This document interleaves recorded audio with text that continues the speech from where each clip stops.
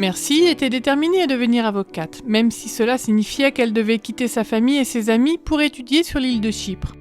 Les belles vues, la nourriture et les langues étaient si différentes de ce à quoi elle était habituée au Zimbabwe. Quand je suis arrivée ici, j'ai eu un choc culturel. Tout était différent. Merci se sentait seule car ses amis et sa famille étaient à des milliers de kilomètres. Comme son église au Zimbabwe lui manquait, elle s'est rendue sur Internet et a trouvé une église adventiste anglophone à proximité du campus. L'église m'a aidée car c'est là que je me suis fait de nouveaux amis. C'est toujours un plaisir pour moi d'aller à l'église chaque semaine car c'est là que je me sens accueillie et que je me sens chez moi. Merci s'est vite rendue compte qu'elle n'était pas la seule à rencontrer d'autres personnes du monde entier vivant à Chypre. Beaucoup d'entre eux étaient aussi loin de leur famille et de leurs amis et se sentaient seuls. Pour satisfaire les différents besoins linguistiques, il y a plusieurs églises adventistes à Nicosie, la capitale. Dans ces différentes églises, le culte est en grec, en bulgare et en anglais.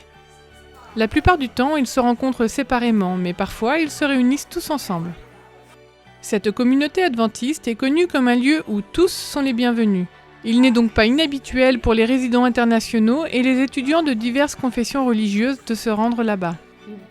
Nous accueillons tout le monde. La plupart des étudiants ne sont pas adventistes. Seuls quelques-uns sont adventistes, mais nous sommes tous traités de la même manière et bien entourés par les membres d'église. Les choses allaient bien, tandis que Merci se faisait de plus en plus d'amis à l'église. Mais il ne fallut pas longtemps pour rencontrer d'autres obstacles pendant sa première année d'études. À l'école, mon examen avait lieu un samedi et je ne pouvais pas le passer ce jour-ci.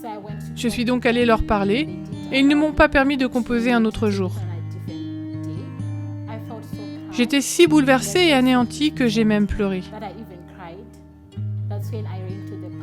Je suis allée voir le pasteur, je lui ai expliqué ma situation et il a rédigé une lettre pour mon école. Nous avons alors prié et j'étais tellement enthousiaste de savoir qu'il y avait des personnes qui me soutenaient. Puis, ils m'ont permis de passer l'examen un autre jour. Par miracle, j'ai obtenu un A le jour de mon anniversaire.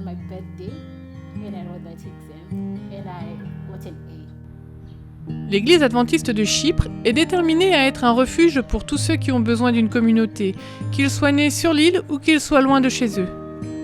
Par la méthode du ministère du Christ, les membres ont répandu un message d'espérance dans toute l'île.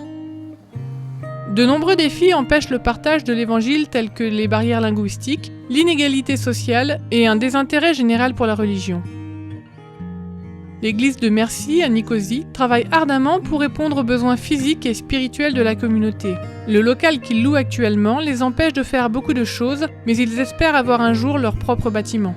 Ce trimestre, une partie de votre offrande du 13e sabbat sera consacrée à la construction d'un centre urbain d'influence et d'une église pour les congrégations à Nicosie, à Chypre. Merci de réfléchir à la façon dont vous pouvez soutenir cette cause afin que davantage de personnes puissent trouver une église et puissent se sentir comme chez eux. J'aimerais encourager particulièrement les étudiants et ceux qui travaillent ici. Nous devons savoir que sans le Seigneur, nous ne pouvons pas prendre soin les uns des autres. Nous devons faire confiance à Dieu et remettre toutes choses entre ses mains, car cela fera une grande différence. Merci pour l'aide que vous pouvez nous apporter grâce à l'offrande du 13e sabbat.